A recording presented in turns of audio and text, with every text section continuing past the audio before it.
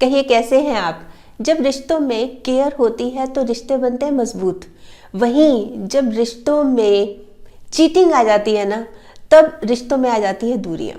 देखिए, चीटिंग कोई हमारा दोस्त करे, हमारा पड़ोसी करे, या ऑफिस में काम करने वाला, या कोई अन्य जानकार, कोई दूसरा जानकार करे ना, तो हम उससे डील कर लेते हैं, समझ लेते हैं कि इसको कैसे सबक सिखाना है, मतलब हमें पता होता है। पर क्या हो जब यही चीटिंग, यही धोखा हमारा अपना दे, कोई हमारा बहुत अपना, हमारा लाइफ पार्टनर, तो क्या हो। इस बारे में ना बहुत सारे कमेंट्स और मैसेजेस आते हैं। अच्छा, ये नहीं है कि सिर्फ लेडी के ही मैसेज आ रहे हैं, एक वाइफ के ही मैसेज आ रहे हैं कि उसके हस्बैंड उसके साथ चीटिंग करते हैं। हस्बैंड्स के भी आते हैं और इक्वली आते हैं। जितने लेडीज़ के आते हैं ना, उतने हस्बैंड्स के भी, कि भाई लेडी ने ऐसे किया, मेरी वाइफ ने ऐसे किया, उसने ऐसे किया, आप बताइए क्या करें। तो प्रॉब्लम है कॉमन, और इस तरह की चीटिंग देखिए बहुत ज़्यादा देखने में भी आ रही है। तो ऐसी सिचुएशन में किस तरह से डील करना चाहिए जब लाइफ पार्टनर, जीवन साथी चीट करे, धोखा दे, तो क्या करना चाहिए, इस बारे में मैं आपको बता रही हूँ कुछ बातें। देखिए, ये टॉपिक है ना बहुत सेंसिटिव है, इसलिए बहुत कूलली, बहुत पेशेंटली इसको सुनना है। तो सबसे पहले तो सबसे ज़्यादा ज़रूरी बात होती है कंफर्म करना है कि हाँ ये सही है कि नहीं है। मतलब कई बारी हम सिर्फ एज्यूम ही कर लेते हैं, हमारा ख्याल है, किसी ने कहा तो हमने मान लिया, कहीं से सुना तो हमने मान लिया। ऐसे नहीं करना, ना ही अपनी सोच लगानी है, आपको कंफर्म होना चाहिए। जैसे मैंने बताया ना कि बहुत सेंसिटिव टॉपिक है ये चीज़ें ना, अगर हम बेवजह शक करने लगेंगे तो हमारे रिश्तों में बहुत ज़बरदस्त दरार आ जाएगी, और वो कभी मतलब उसको बंद भी नहीं कर सकेंगे, इतनी ज़्यादा दरार आ जाएगी। तो बहुत सोच समझकर, समझदारी से काम लेना चाहिए।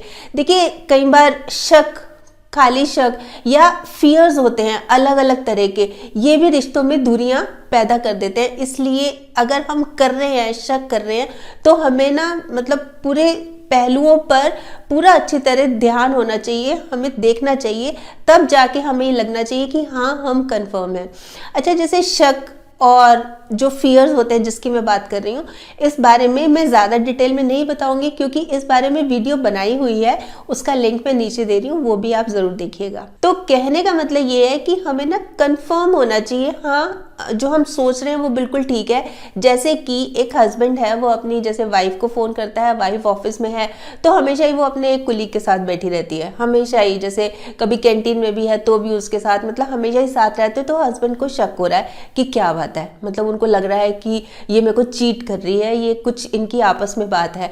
तो उनका एक प्रोजेक्ट साथ है, इसलिए उनको साथ रहना है कुछ टाइम, तो इसलिए वो साथ है। मतलब पहलुओं पर कहने का मतलब ये है कि ना हम जो एज्यूम कर लेते हैं कि ये वजह होगी, ये ना करके हमें कंफर्म करना है कि वाकई में। जैसे मान लीजिए हस्बैंड ऑफिस जाते हैं, तो रास्ते में एक लेडी उन्हीं के ऑफिस में काम करती है, वो अक्सर उनको लिफ्ट दे देते हैं। ये लिफ्ट क्यों देते हैं, ये साथ क्यों रहते हैं, ज़रूर कोई बात है।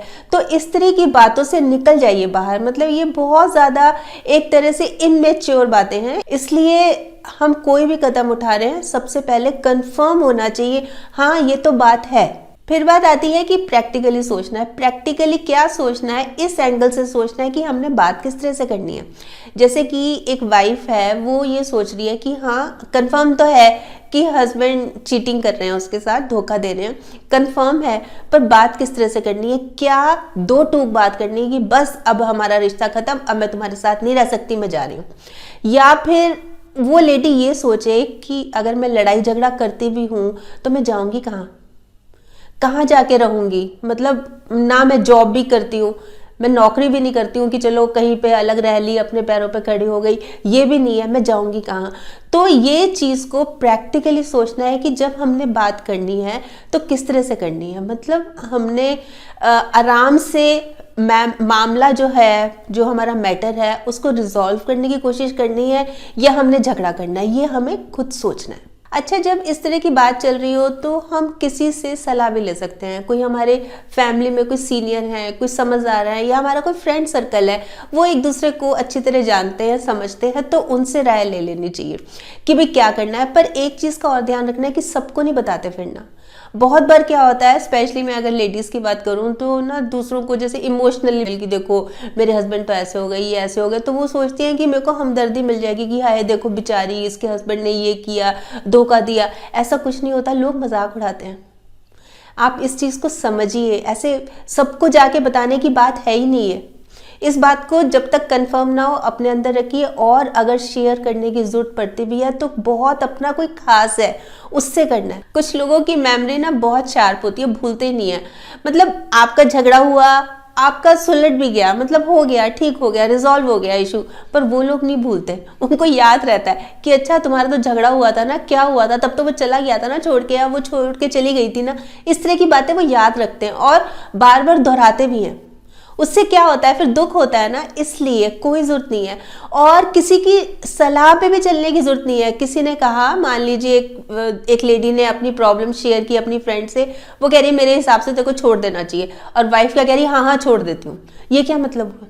अपने हिसाब से आप 2 दिन लो, 4 दिन लो, 7 दिन लो, आपकी जिंदगी का सवाल है। तो आपको ऐसे कोई मतलब जल्दबाजी में कुछ नहीं करना, कोई स्टेप नहीं उठाना। बहुत सोच समझ के कि क्या होगा, मेरा क्या होगा, मेरी फैमिली का क्या होगा, बच्चे हैं उनका क्या होगा, या मेरा फ्यूचर क्या होगा। इस तरह की बातें देखिए दोनों के लिए जरूरी है। एक वाइफ अगर घर छोड़ के चली जाती है तो हस्बैंड के लिए भी तो मुश्किल है ना। तो क्यों नहीं, देखिए मेरा जोर तो हमेशा ही मिलजुल के रहने पे होता है। मतलब लड़ाई झगड़ा तो देखिए क्या है, लड़ाई झगड़ा तो करेंगे तो अलग हो ही जाएंगे, चलो बात खत्म हो गई, चलो जाओ छोड़ो। पर कोशिश तो करनी चाहिए ना, एक बार एक प्रयास तो करना चाहिए ना। प्रैक्टिकली सोचने के बाद फिर हमें क्या करना है, फिर हमें डायरेक्ट कम्युनिकेट करना है, सीधा फेस टू फेस बात करनी है कि ये क्या हुआ, इसके पीछे रीज़न क्या था, किस लिए हुआ, और अब क्या सोचा है आपने, क्या फ्यूचर प्लान है। हस्बैंड हो अपने वाइफ से, वाइफ हो अपने हस्बैंड से कि आपने सोचा क्या है। क्योंकि उस हिसाब से भी तो स्टेप लिया जाएगा ना कि वो क्या सोच रहे हैं। उन्होंने अगर मूड बना ही लिया कि मैंने तो इसके साथ रहना ही नहीं है, मैंने तो छोड़ ही देना है, या एक वाइफ ने मूड बना लिया कि मैंने अपनी गलती स्वीकार कर ली, मतलब क्या सोचा क्या है, आपस में कम्युनिकेट करना है ताकि कोई कहीं तो हम जाके पहुंचे ना कि क्या होगा, एंड क्या है इसका। फिर जब ये सब चीज़ें चल रही हों, इस तरह की बातें चल रही हों, तो क्या करना है, अपना ख्याल रखना है, जो कि हम बिल्कुल नहीं रखते।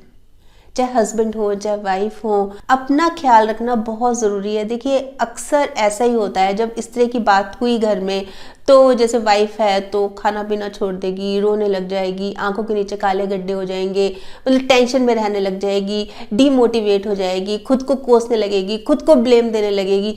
वहीं हस्बैंड है वो भी बात करना बंद कर देंगे, खाना खाना कम कर देंगे, घर आना कम कर देंगे, मतलब बहुत ज़्यादा तनातनी का, टेंशन का माहौल हो जाएगा। उससे क्या होता है, सेहत पर डायरेक्ट असर पड़ता है। तो ज़रूरत क्या है कि अपना ख्याल रखना है। मतलब एक तो बहुत ज़्यादा नेगेटिव नहीं होना, बहुत समझदारी से काम लेना है, सोच समझकर कदम आगे बढ़ाना है। कई बार क्या होता है कि बदला लेने की फीलिंग आ जाती है कि मेरे हस्बैंड ने ऐसे किया, मैं भी ऐसे करूंगी। जैसे कि एक लेडी को बहुत प्रॉब्लम है, ये एक्चुअल में हुआ था, एक लेडी को बहुत प्रॉब्लम थी हस्बैंड से। क्या थी कि फेसबुक पे ना वो बहुत सारी उनकी फ्रेंड्स थी, मतलब जैसे उन पे कमेंट्स भी करना, लिखना कुछ और स्माइली बनाना, हार्ट बनाना, तो इस तरह की वो बातें करते थे, तो वो उसको पसंद नहीं था। तो उसने बहुत बार कहा उनको नहीं समझ आया। तो वाइफ ने मेरे को मैसेज किया कि अब मैं भी चेंज हो गई हूँ। मैंने पूछा कैसे, क्या कर रहे हो आप?